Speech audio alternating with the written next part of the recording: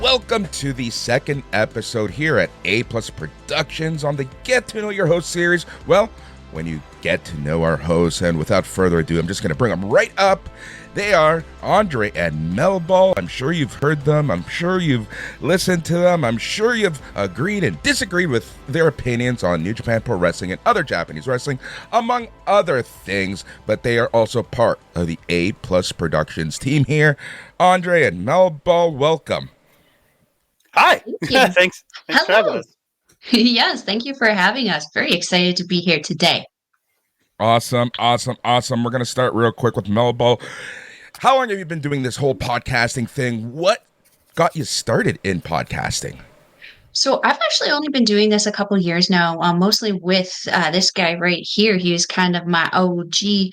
I did kind of get my toes wet with Love Wrestling out here with our good friend Cody Defoe, doing a NJPW G1 review on Love Wrestling there, as I mentioned. And after that, we didn't really kind of do too. He had other things that he was doing. He was working with our good friend Astrid Pizarro. So I actually had the privilege of working again with Astrid, and then another amazing content creator named Ella J on the, I believe it was the Knockdown.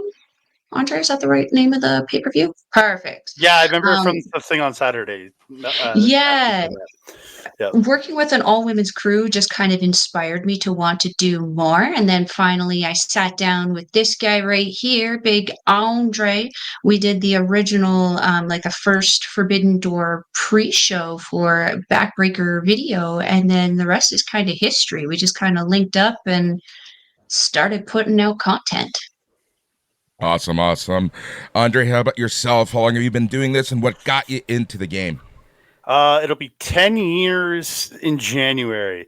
Mike the Ref, mine and Mel's mutual friend, he's the one that got me going, because me and him became friends at wrestling shows, and then we just had the idea, let's just start talking about wrestling together, because he was already doing his own show, the Ref and Rant, I think it was called, and then we just started up, as it was called at the time, the Edmonton Sports Podcast Network, or Edmonton SPN for short, just so we didn't get sued. And yeah, I started with him, my first ever show. I think I did an interview with local wrestler Chris Parrish, and then just went from there. We started doing just reviews after the shows we went to. Just started, like, we had Mike had a little portable microphone. We just stood in the lobby after the show, talked about the shows, and that's how it all got started for me, and did it. And then again, me and Melball got hooked up by Mike for that Forbidden Door show, and then it just all came from there, and we started doing all this stuff together, and it just, the rest is history, and I've been so happy doing it for the last 2 years. So it's been some up and downs, but it's all been fun. Yeah, as podcasting does, right? I think a lot of people, I know a lot of people get discouraged really easily with podcasting, because when you start something, you just don't have the listenership. It's really hard to get that listenership, but it's the dedication, it's constant content, it's just, keeping on top of it and putting in your best. That's ultimately it. But Andre, you said you've been doing this for 10 years. It's crazy, the technology changes that we've seen from back then to now. Even mics, like I remember, like I bought the expensive ass Shure mics way back when, just because quality has always been something that I've tried to maintain with podcasting, right? Because especially back then, you would listen to 10 podcasts, 9 of them sounded like crap. 9 of them had all these inside jokes and fart jokes and stupid stuff like that, like that you really don't care about. But it was that one in every 10 that actually sounded good. Yeah.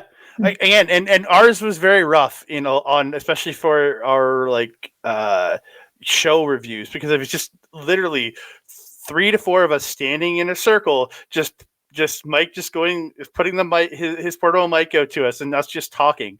So but then I ended up I picked up I had a blue Snowball, and that's what I did my interviews with. That's what I recorded my shows with, when I would do my own shows with Mike over the years, and just, again, invested in better equipment over time as you go. Melball gave me my cameras. So, but yeah, it's the evolution of it. It really, and then the programs using now, because we're doing this from from 3 different points in the world. Like me and Mel, we're about an hour away or half hour away from each other, but you're like 5-6 hours away from us by plane. So Yep, exactly. And even this setup, like it's all one click now. Like I remember having originally when I had overlays and stuff like that, I would have to take, the actual camera and picture and place them everywhere in the overlay, and now it's just one-stop shop, which I absolutely love. It just gives everyone that opportunity to do it.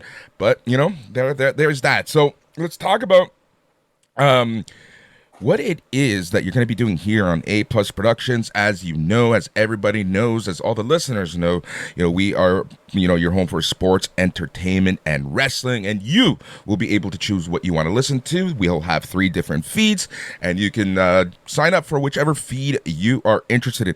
So I guess it goes without to say, you guys will be contributing mainly on the wrestling feed.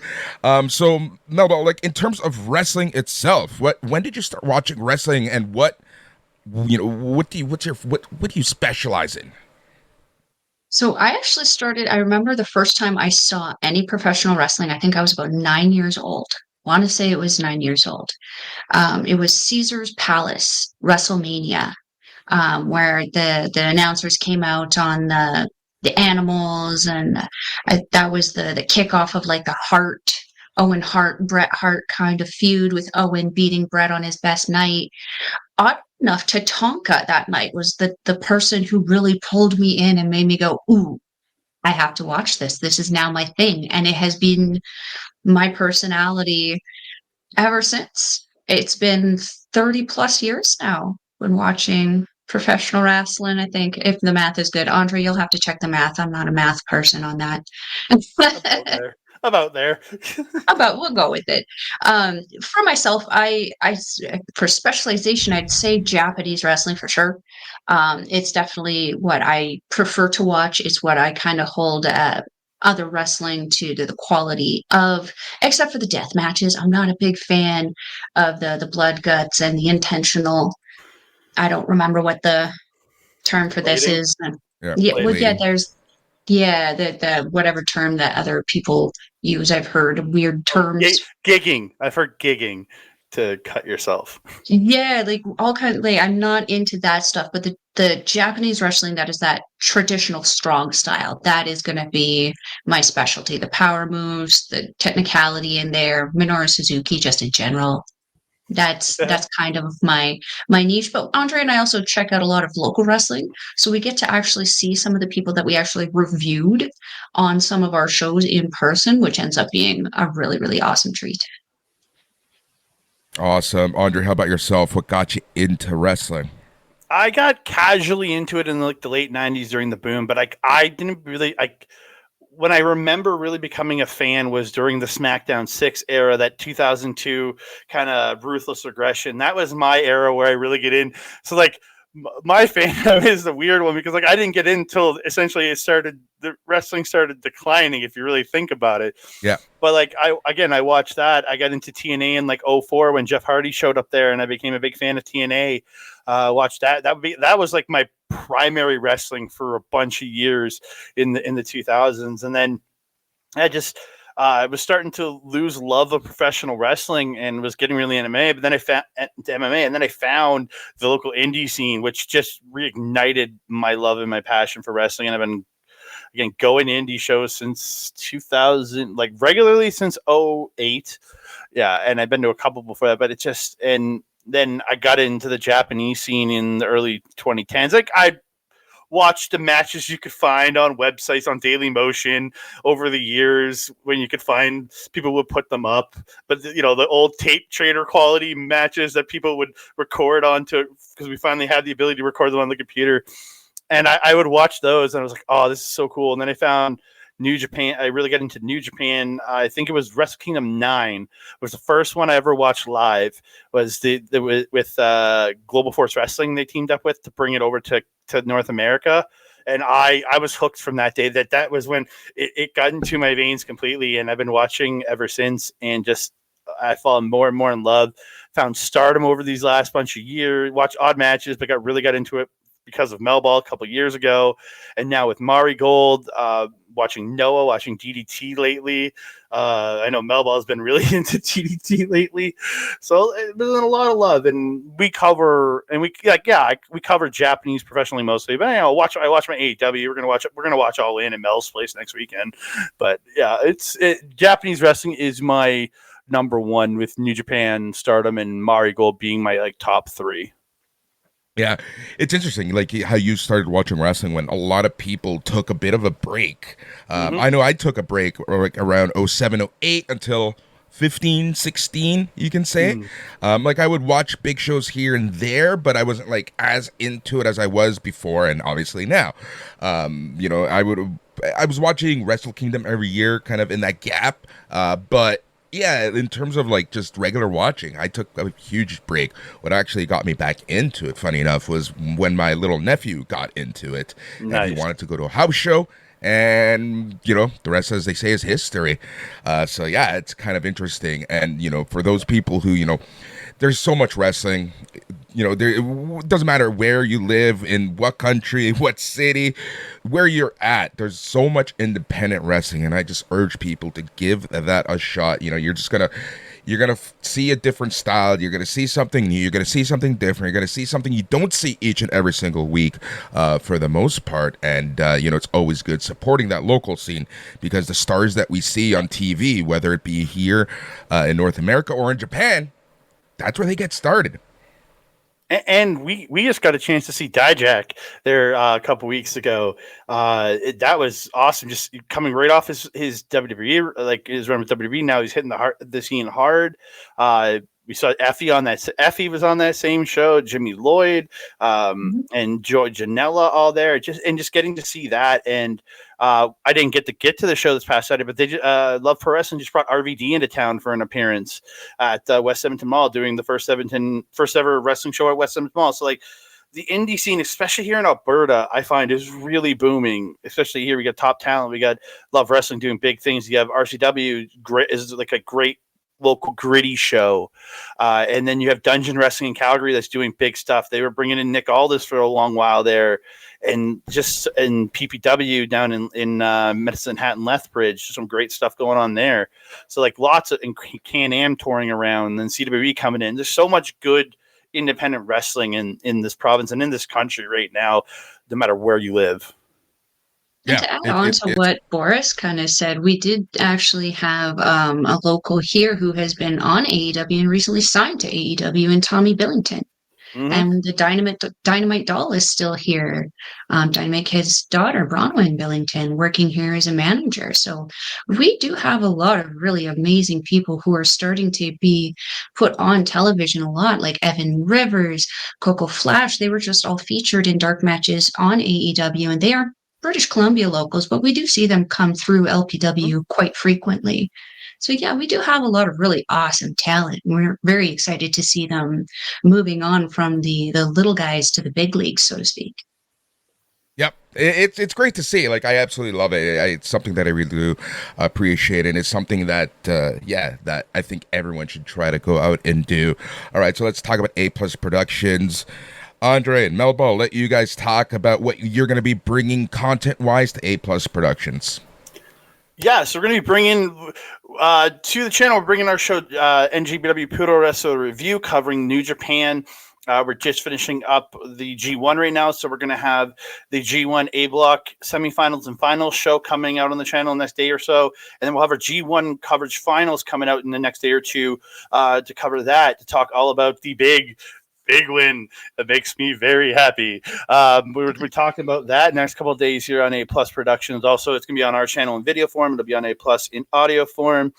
Yeah, and then we've got Stardom Review, covering as much Stardom as we can. It's just a lot going right now. I think they're already like in 5 days worth of shows. They've done 7 shows, I think, in total, in 5 days worth of shows.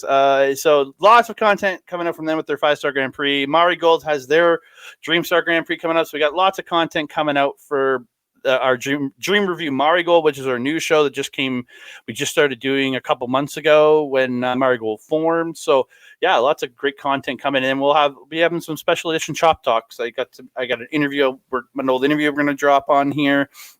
With Kamikaze.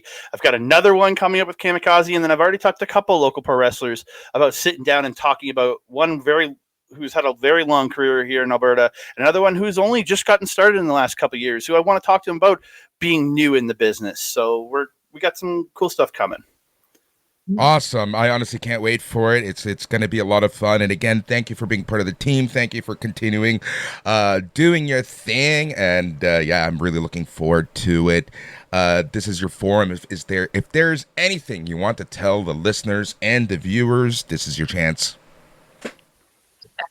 Well, support local. Watch wrestling. Always watch wrestling. And check out Japanese wrestling. Yes, I agree. Support your local indie scene because it is going to give you your stars of tomorrow. And then, yeah, check out the Japanese wrestling scene because it's just, whether it's New Japan, whether it's Stardom, whether it's Marigold, whether it's Noah, whether it's the hilarious DDT, because there's been so much good. Our favorite Japanese Caillou is hanging out over in that promotion.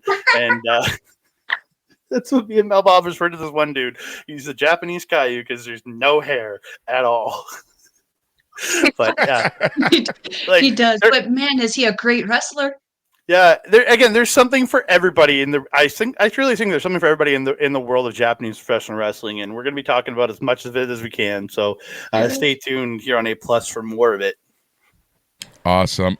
So there you have it. Andre and Melball bringing you the best Japanese content and other goodies as the week goes on. And again, you're going to be getting the full schedule of what we're going to be releasing. With Andre and Melball, it's going to be, because of the Japanese schedule, it's not like, every Monday or every Thursday or whatever.